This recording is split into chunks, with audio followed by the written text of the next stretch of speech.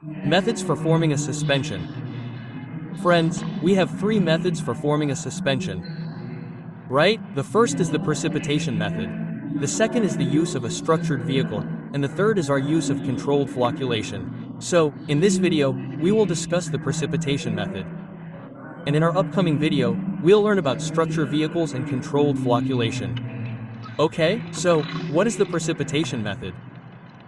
Friends, as the name suggests, the precipitation method involves the formation of a precipitate. Okay? So, we create a precipitate to create a suspension. Okay? This is divided into three parts. Okay?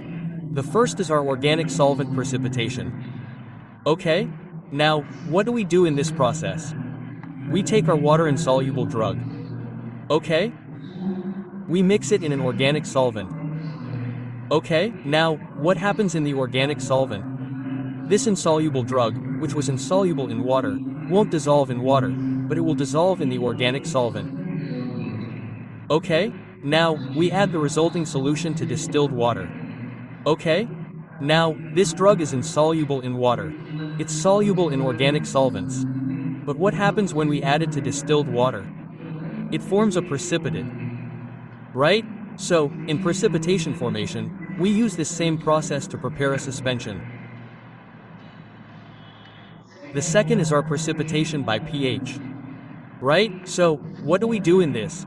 In this, we change the pH to induce precipitation. Right?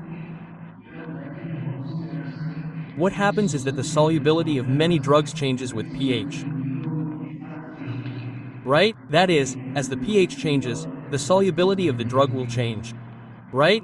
So, using the same method, the same process, meaning we change the pH, what do? We make a soluble drug insoluble. Right? Like it's used to make a suspension of insulin. Right? Our insulin is soluble at an acidic pH. Right? It's soluble in water at an acidic pH. But if we consider it at a neutral pH, it becomes insoluble at a neutral pH. The third process after this is our double decomposition reaction. Okay, now, what do we do in this? In this, we take two reactants, both of which are water-soluble. Okay, by combining these two water-soluble reactants, we create a water-insoluble reactant. Okay? So, for example, we added zinc sulfate to sulfated potash. Okay? And we got zinc pilosulfide. Both of these were water-soluble. But the zinc pilosulfide formed was water-insoluble. Okay? So, to form a suspension, we use this process of double decomposition. Okay? Well, here we also need to remember that the zinc pilosulfide that will form is also known as white lotion.